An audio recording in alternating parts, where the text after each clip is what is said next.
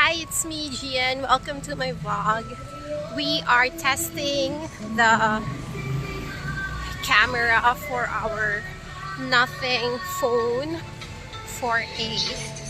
So, punta tayo ngayon sa Walter Mart and I'll take videos for you.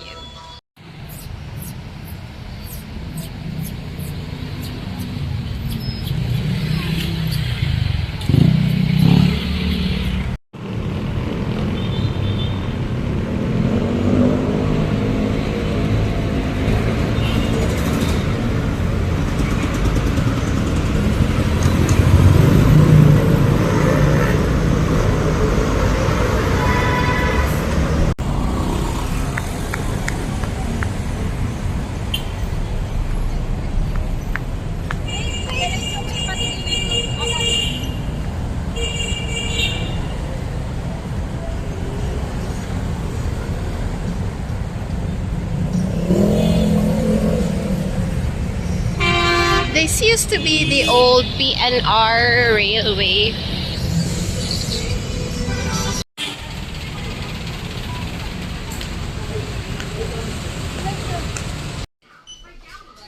Well, these are the options for mousse or curly hair. Di kaya masunog ang hair natin? Ingredients, propane, butane, propane. Bakit kaya ganon? Nasa Watsons na pala ang Avon. I like this palette. It's $199. Nice blush set.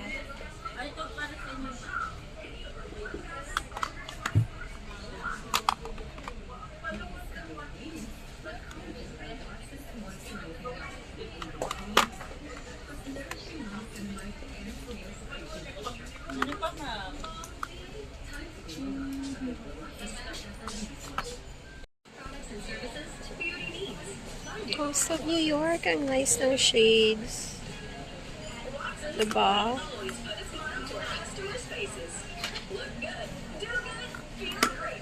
Too dark for me, I think. Pero nice shades.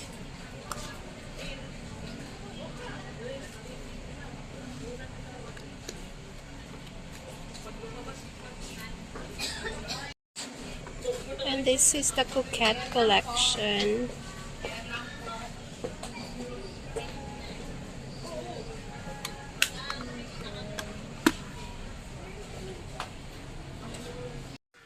We're looking for a journal or diary here at National Bookstore. Pero their collection looks so boring. Nothing is promising. Parang lahat to ay pang school.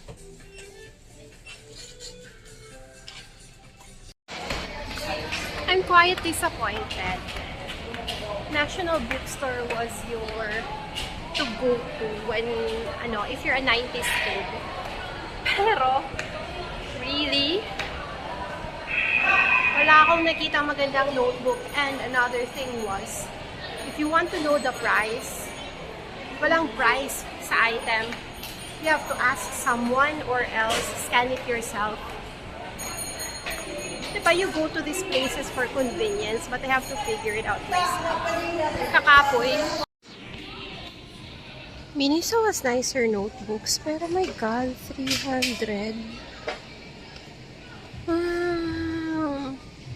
I'm still thinking if I'm gonna pay 300 for this.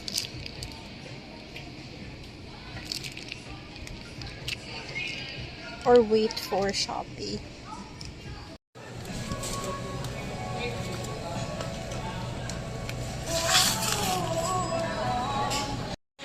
Let's look at the tea selections.